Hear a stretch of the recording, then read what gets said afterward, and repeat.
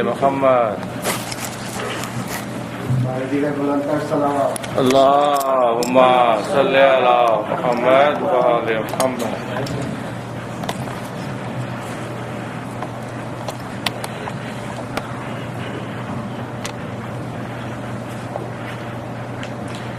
Assalamu alaikum wa rahmatullah. Wa alaikum assalam. صلوا على محمد وآل محمد. Allahumma salli ala Muhammad wa ali Muhammad. أعوذ بالله من الشيطان الرجيم. بسم الله الرحمن الرحيم. الحمد لله رب العالمين وصلى الله على سيدنا ونبينا أبي القاسم المصطفى محمد. Allahumma salli ala Muhammad wa ali Muhammad. وعلى أهل بيته الأطيبين الأنزلين بهم نتولى ومن أعدائهم نتبرأ إلى الله.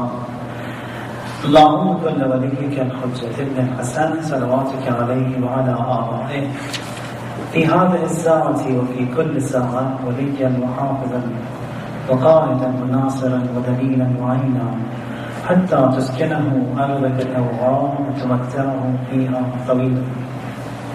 Allahumma salli ala Muhammad wa ali Muhammad. May Allah Tabaraka wa Ta'ala make this majlis a majlis of ma'arifah, a majlis of nur, which remains an asset of ours in this barzakh, dunya and qiyamah, inshaAllah.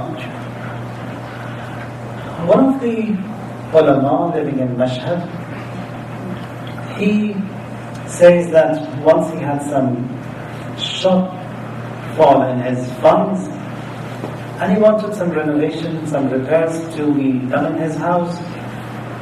But the beauty of these people of such caliber is that whenever they are in need of something, they knock on the door of Imam al-Asr, Ajjalallahu Ta'ala Farajah. Allahumma salli ala Muhammad wa ali Muhammad. Says that I had this tawassul with the Imam of time and get no reply. Straight comes to Mashhad, to the shrine of our 8th Imam, bringing a complaint of the grandson to the grandfather. Now this again is the caliber of these Muslimin, that when they get stuck, they go to the house of the Imams. Again, if they have a complaint, again to the doorstep of the Imam. He says, I came to the shrine of the 8th Imam and then I started complaining about his grandson, that this is not the way. I had these needs, these hajat, requirements. I told him, and in so many days now he hasn't granted them as yet.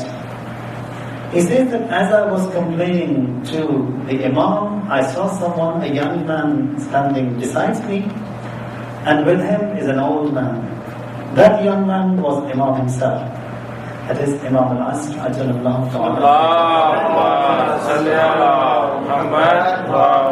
And with him was an old man, and that old man, and those of the mu'mineen who have been blessed with the visitation and ziyarat of Imam, they say that we always see that there is an associate of his, an assistant of his, who is with him all the time, and that is Prophet Haider. That old man who is with him is Prophet Haider. And one of the duties assigned to Prophet Haider is, for example, on the day of Arafah, he has to be present in that plain of Arafat for those few hours from Zohr till Maghrib, 4 hours, 5 hours. And the task assigned to him is to say Ameen, Ameen to the du'as of all those present over there in the plain of Arafat. That is the only job description he has on that day.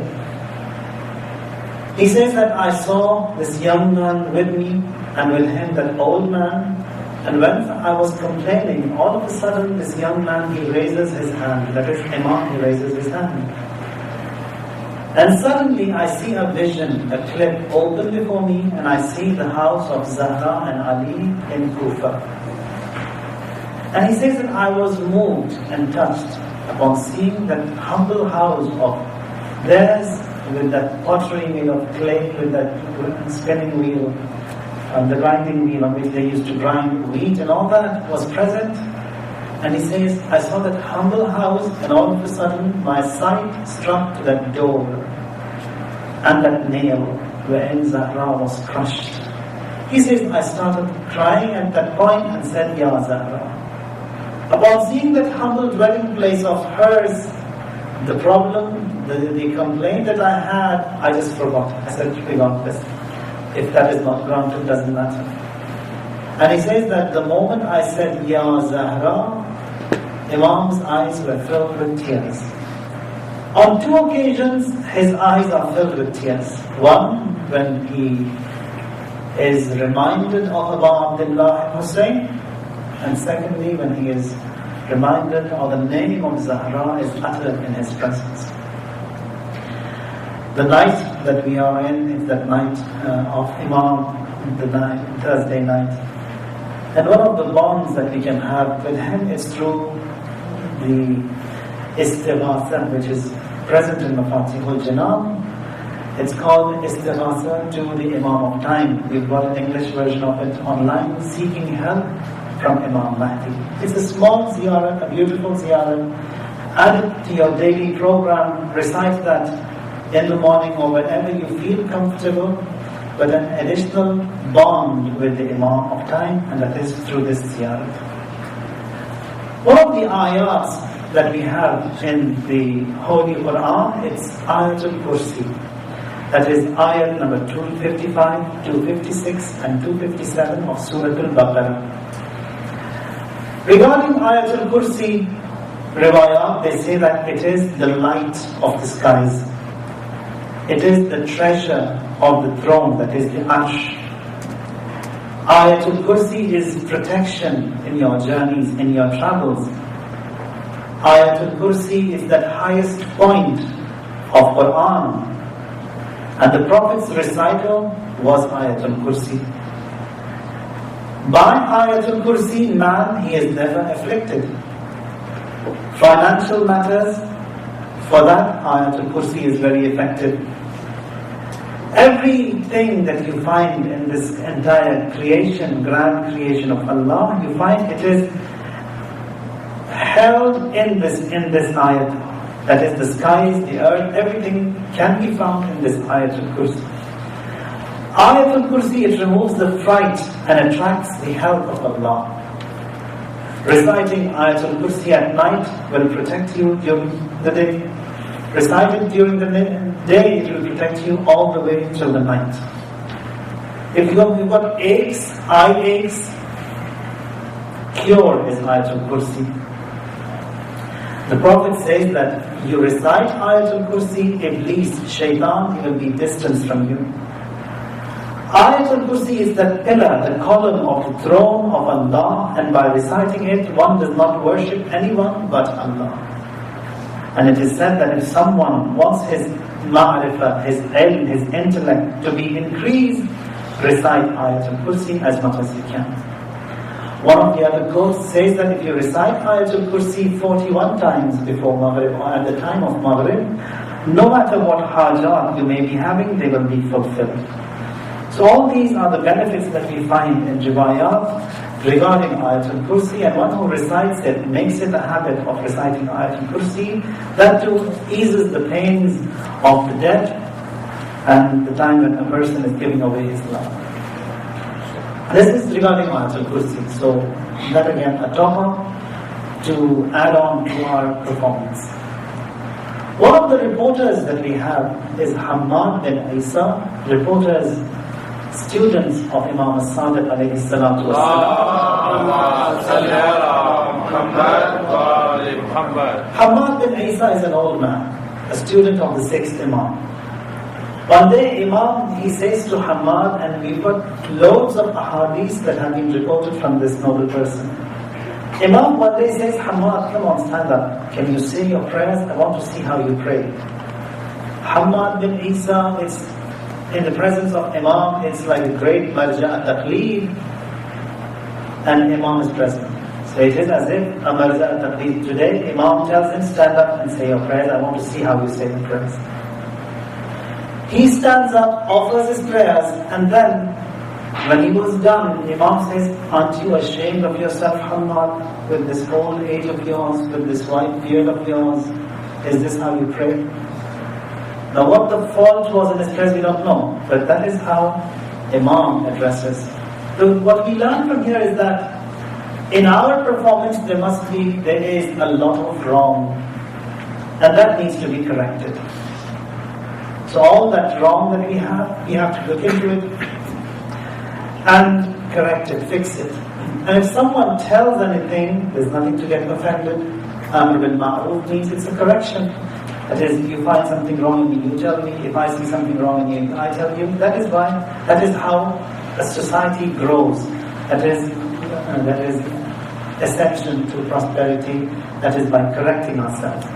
Or for example, we've got in the south of Iran an Imam Zada called Abdul Azim Hassani. He is the great grandson of our second Imam. One day, Abdul Azim Hassani, he himself is a great personality. He comes into the presence of our 10th Imam, Imam Hadi alayhi salam, and says, Imam, these are my aqa'id. This is what I have faith in. Can you just check if that's right? That is great grandson of Imam al-Mustafa coming to Imam Hadi to get his aqa'id checked. Imam listens to him carefully and then says, yes, your faith is that faith which was of my forefathers, which was of Amir al-Mu'mineen, and this is what I have faith in. So if there is any shortfall in our performance, if we need correction, this is the teaching that we have, that has been taught to us by Ma'sumin. There is nothing to be ashamed, and it is always good to have ourselves corrected and checked before it is too late.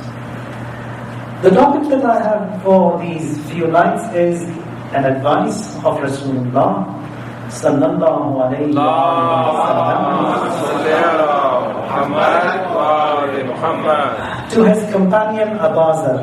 Inshallah, we'll recite a few phrases of this wasiyah every day so that we learn and the shortcomings in us are corrected. Here Rasulullah mentions the importance, the value of prayers, of salat, and the ranks, the positions mu'mineen will get in the hereafter. We did talk about prayer on and off on many occasions, and about the prayers, the more we talk, the more we need to talk. That is, these prayers, which is among the greatest blessings that Allah has bestowed upon us, we need to correct them, to bring it to the maximum and the best quality. Here Rasulullah says, Ya Abazar, Inna Allah Jalla Thana'uhu La Yudkhilu Qawman Al-Jannata Fayu'tihim Hatta Yamillu. Says Abazar, Allah will make, the Almighty Allah will make a nation enter the heaven, and in the heavens He will give them so much that they will get tired of receiving all these favors and blessings from Allah. And then he says that وَفَوْقَهُمْ قَوْمٌ فِي الدَّرَجَاتِ الْعُلَى. For example, if they've been blessed with a rank in the heaven, an economy class rank, for example, and all of them are present over there. Here says that they will look up and they say that, oh, these were with us, how come they have excelled? How come they've been given a business class seat over there in the heaven and we remain down here?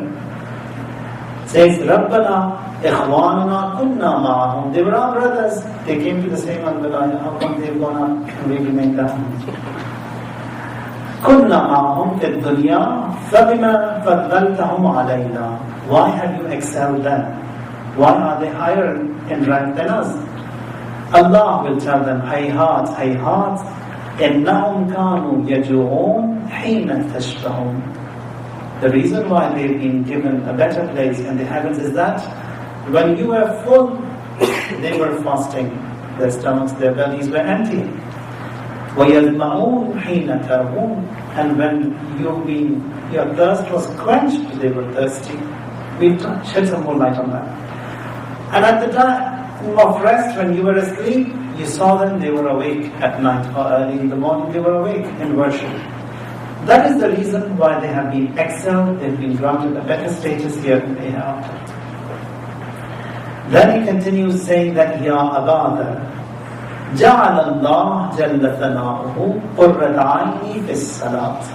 Abazar, Allah has made the joy, the delight of my eyes in prayers. وحبب إلي الصلاة كما حبب إلى الجائع الطعام. And for me, prayers, they are so much beloved as for someone who is so hungry. And you give him food, how he enjoys. Rasulullah says, for me, prayers are much more enjoying than that. Or someone who is thirsty, when you give him water, how happy he becomes and how he quenches his thirst.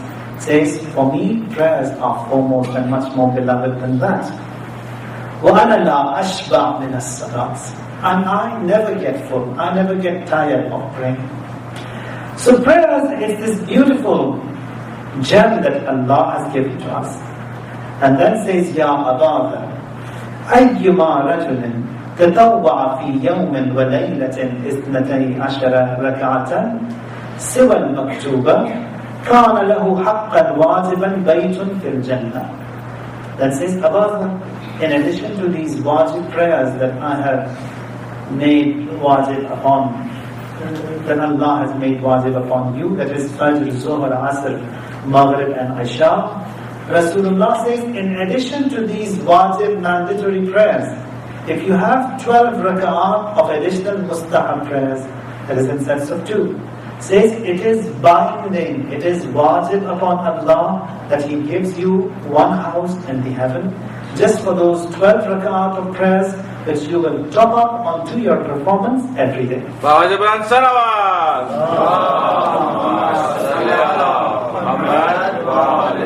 Now, in this beautiful, these few phrases, we find that Rasulullah's advice could be categorized into a few key stages. The first stage is that we have to remove the ghaflat, the unawareness that is in us. There is a lot of ghaflat, there is a lot of unawareness because this busy life that we have, we find we become neglectful, we become forgetful. So all that dust has to be removed so that neglectfulness in us is removed. That distance between us and Allah is removed. And the next stage is that once we have removed that forgetfulness, we top it up with the knowledge, with the ma'arif, with the ilm of Allah, with the divine sciences that we have, faith in the unseen, faith in Allah, faith in the hereafter, faith in prophethood. That is how that vacuum has to be filled. Once you fill that vacuum with this ilm, with this knowledge, with this ma'rifah, the key phrase, stage 3 is that we have to top it up with actions, with good a'mal. That is, the do's and the don'ts which Allah has said. And once we perform these 3 stages, we find that Behisht, or that heaven, it becomes mandatory and wajib. That is, we've entered into that heaven. But entering heaven is something else, and then all the different ranks that we have in the heaven, that's another story. That is, one of the names that we have given for the day of judgment is Yawm al-Hasra. That is the day of regret. That is, mu'mineen, they will regret on that day. That is, why did I waste my time? I did not do something beneficial. Had I done that, I would have benefited much more in this hereafter. Over here, when Rasulullah talks about that day of Hasra, says mu'mineen, they are all mu'mineen, they have all entered the heaven. But then when they see that they have got a better place, and you've got all these couriers coming in all the time, delivering gifts and blessings and favors to these mu'mineen, they will get tired of receiving all those blessings and favors from Allah. And the reason for that is because at the time when the others were sleeping, they were awake, they were whispering, they were praying, and it was time they topped up and their days were with these mustahab prayers, and that is how mu'mineen, they elevate and get a better position in the hereafter. So the a'mal and actions that we do, they have to be constantly upgraded. We shouldn't stick to what we have learned 40, 50, 30 years ago and say that is what we learned from our parents and that is we have to stick to it. We don't have to stick to it. we have to constantly upgrade. As in our day-to-day tasks and livelihood, we've got a house, we upgrade it, get a bigger one, a better one, a nice locality, some more rooms, some more decorated items, new furniture. The same thing has to be done to the spiritual side of affairs. That we shouldn't stick to only those 5 prayers. If it's those 5 prayers, better the quality. Ruku has to be made better. Sajda has to be made better. The recitation has to be done in a beautiful way. Prayers, then we have to give importance to it. And if we give importance to it, we find that we benefit. If you look into the teachings that we have from Ma'asumeen alayhimus salam, says that whenever Ma'asumeen, they used to get afflicted, whenever they had problems, they seek help from prayers. For example, we find with regards to Amir al-Mu'mineen alayhi salatu wassalam,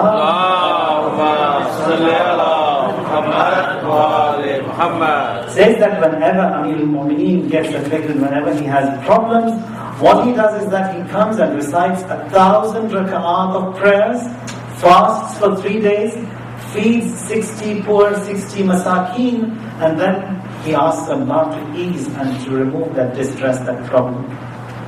That is what we have been taught, that whenever we get stuck, instead of calling all these different people, getting help from others, first get help from the door, from where everything has been shut before us, that is Allah. And the teaching is that when we get stuck, offer a 2 rakat prayer and ask Him to remove, and He will remove. And it is as such that many a times we find that we come and say our prayers and we don't get an answer. And in the continuation of the same hadith here, Rasulullah says that you have to come to the presence of Allah so much, knock on to His door so much until the door has been opened.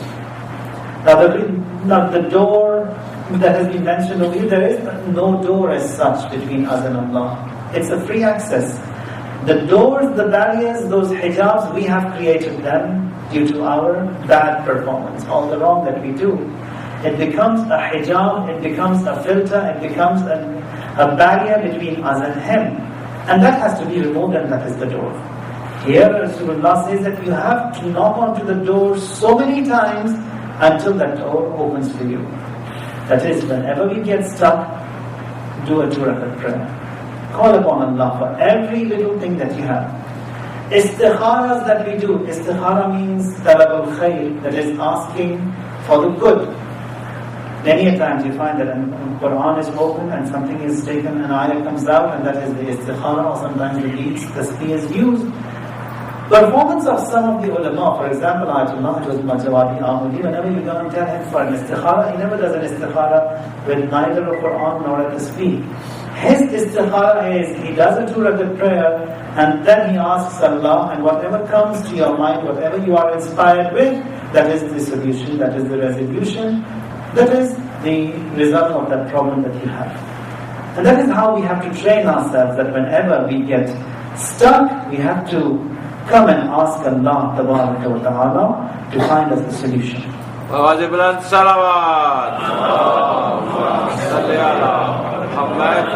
for example, we find in Quran, ayat says that وَاسْتَعِينُوا بِالصَّبْرِ وَالصَّلَاةِ. That is, you seek assistance. How? Sabr. Sabr means patience. They say that sabr means fasting. Salat is prayers. That is, you have to get help from fasts and prayers. And that is what we find in the performance of Amir al-Mu'mineen, that مَا أَصَابَ أَمِيرُ الْمُؤْمِنِينَ بِمُصِيبَةٍ إِلَّا صَلَّى فِي ذَلِكَ الْيَوْمِ أَلْفَ رَكْعَةٍ. That is, whenever he gets afflicted, he offers 1,000 rak'at of prayers, وَتَصَدَّقَ عَلَى 60 مِسْكِينًا, feeds 60 people, وَصَامَ 3 أَيَّامٍ, and fasts for 3 days. This 1,000 rak'at of prayers may sound really too much. One of the great ulama that we have is Allama Amini, the author of Al-Ghadir. A person comes to him and says that, Allama, this hadith that we have, that Amir al-Mu'mineen, he used to offer 1,000 rak'at of prayer, is that right or wrong, correct or not? Is it authentic? He doesn't say if it's authentic or not. He doesn't say if it's right or the source is right or wrong. He says, I have experienced it myself. That is, if a normal person like him can can perform the 1,000 rak'at of prayers in one day, then Amir al-Mu'minin can definitely do it. So, that is, whenever they get stuck, they come and seek assistance from by prayers. Says that, Ya Abazar, ma dumta fi salat fa'innaka taqra' bab al-malik al-jabbar wa man yaksur qara' bab al-malik iftah lah. Says Abazar, whenever you have stood in before Allah Tabarak wa Ta'ala in prayers, it is as if you are standing before that Malik, the ruler, the king. Jabbar means mighty, your mighty king, which is Allah. And as long as you are standing in worship before him, it is as if you are knocking his door and you want that door to open. The reason why the doors don't open before us, we don't know how to knock. That is, the prayers we offer are so faulty that they don't do the tap-tap at all. In Farsi they say that that is, if the beggar does not know how to beg, then what is the fault of the person who wants to give? He wants to give, but we don't know how to ask. So the prayers need to be corrected. May that be the mood or the manner that we offer the prayers in, that has to be fixed. And we have to invest on these prayers a little bit more. Whatever you are spending on these prayers, we have to spend a bit more. That is, the place where these prayers are said, the location that has to be fine, all these different types of turbulences that we have in prayers, they have to be removed. The first is these cell phones that we have. Ringing all the time, we're getting all these messages, emails. We have to shut those for a little while. If we don't want to have a rest ourselves, at least we have to give them a rest, these cell phones, for them to rest. 5 minutes, 10 minutes, shut them and we stand in prayers.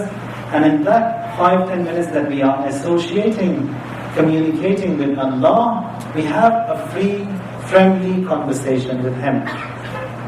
Initially it will be difficult, but it is possible. Because Allah, when He says that, when you are standing in worship before me and you are knocking at the door, you will find, there's another quote which is amazing. He says that the moment you stand in worship before me, from your head right up to the arsh, the throne of Allah, you are drowned in mercy.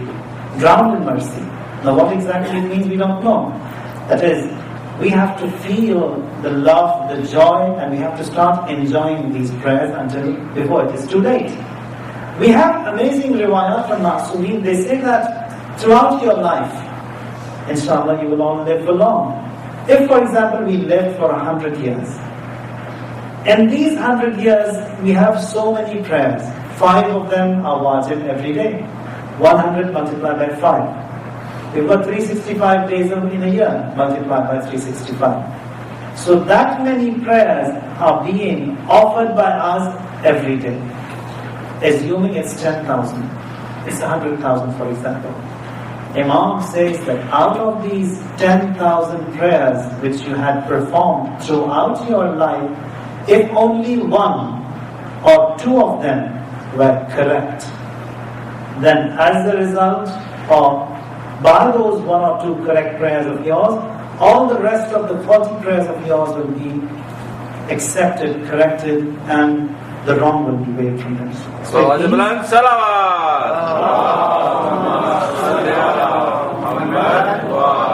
it means that it's a big challenge, that the prayers that we are offering, performing, they are faulty. Definitely they are faulty and they need to be fixed.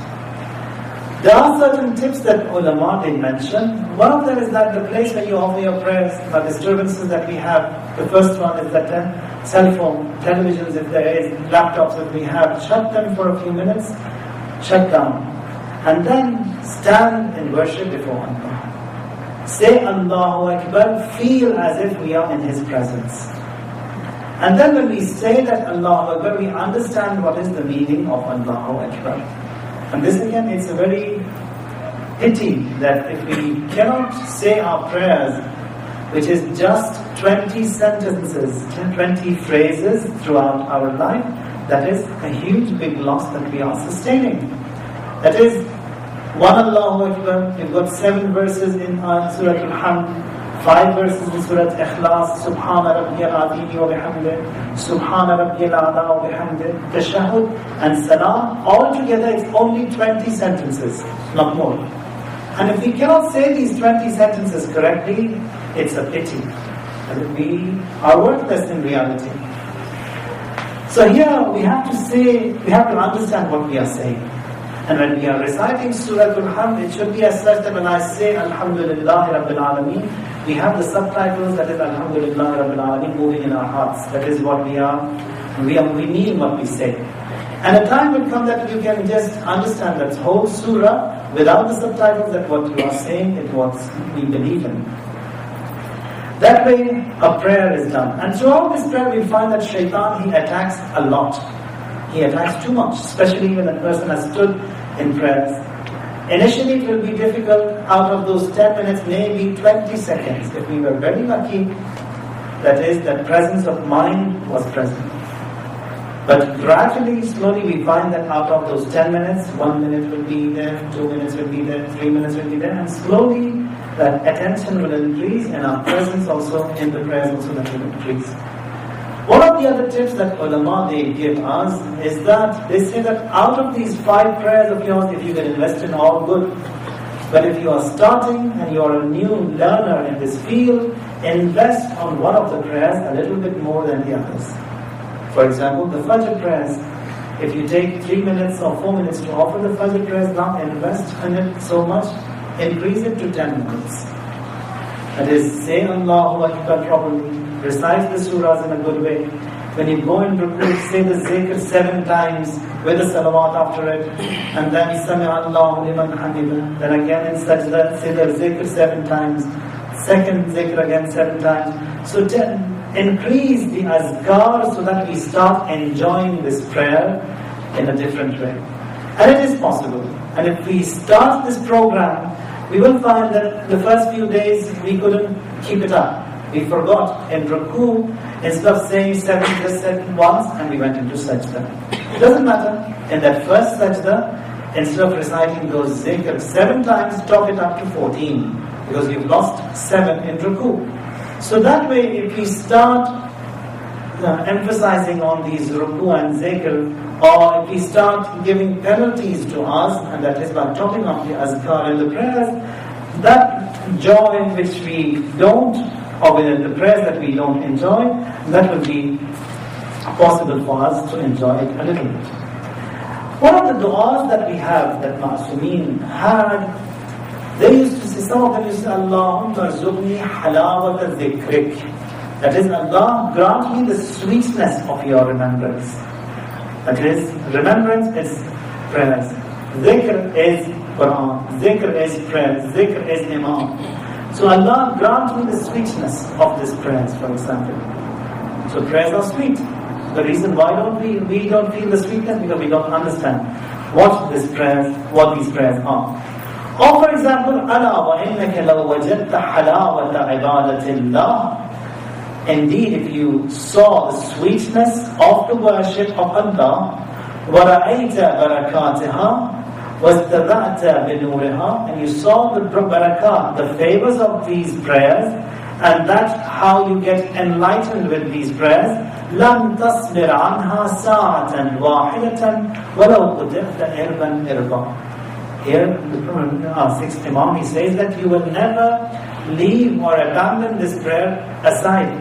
You would want to come towards prayer all the time because of the sweetness of it, because of when you see how you get enlightened with these prayers, and even if you were to get sliced into pieces, you would never abandon or leave these prayers aside. So prayers, they are important, and we have to give importance to these prayers. We find riwayat that say that prayers, they are like a river which is by your house. Now if you were to wash yourselves 5 times a day in that river, no trace of dirt would ever remain on you. Rasulullah says that this river is inside your home. And if you were to wash yourselves 5 times a day with these prayers, how much elevation will you gain, which you will possess? All these are beautiful teachings that we have, that Rasulullah sallallahu alayhi wa sallam mentions in this glorious hadith, and inshallah we will continue these sayings inshallah tomorrow. The days that we are in, are the days related to Ahlul Bayt, and in particular the caravan of Noor. The tasks that were with Abu Abdullah and Hussein,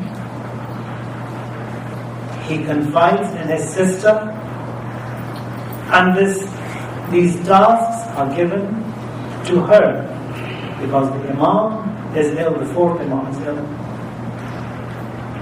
On the day of Ashura, we find that Abu Abdullah and Hussein, he starts the day before everyone and he ends after everyone. A time comes when everyone has passed away and he is all alone and he has to give that sacrifice all by himself. And it was among the tactics of Abu Abdullah, because he's the last one that is remaining. He comes towards the camp, says La hawla wa la quwwata illa billah loud. It has for two reasons. One is that zikr itself, coming by the camp and comforting the women and children that I'm still alive. And when he recites it loud, they hear, and they are also at rest that the elderly of this caravan of ours, he is alive. So they are happy. Performance of Abu Abdullah throughout that day is amazing. On one occasion, that is when Abu Fazl al-Abbas has passed away, into the laps of Abu Abdullah. Here Abu Abdullah wants to give the message that Abu Fazl is no more. Gallops towards the camps, but he is not on the horse. He walks towards the camp. Comes straight to the camp, the tent of Abu Fazl al-Abbas, removes the pillar. As a result of that, the tent falls down. So that itself is full of meaning, that is, Abu Fazl is no more. And when the tent falls down, he says, Al-an inkasara dhahri. That is, now my back broke. Abu Fazl is no more. And on that day when the horse returns without the rider, that is after about the time.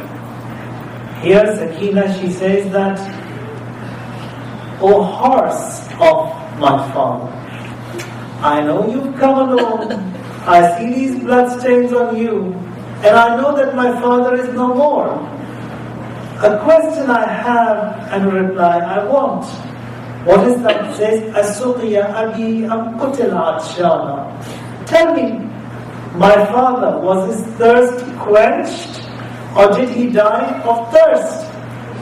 A question she asks, an answer she gets, and that is, Shi'ati mahma sharibtum azbama'in fadhkurun. That is, my Shias, whenever you drink a sip of water, do remember. أو سمعتم بغريب أو شهيد فانظروا. ألا لعنة الله على القوم الظالمين وسيعلم الذين ظلموا أي منقلب ينقلبون. إلهي بحق الزهراء وأبيها وبعدها وبنيها والسر المستودع فيها 10 times. Ya Allah, Ya Allah, Ya Allah, Ya Allah, Ya Allah, Ya Allah, Ya Allah, Ya Allah, Ya Allah, Ya Allah. Allahumma ahyina hayata Muhammadin wa ala Muhammad wa amitsna mamata Muhammadin wa ala Muhammad.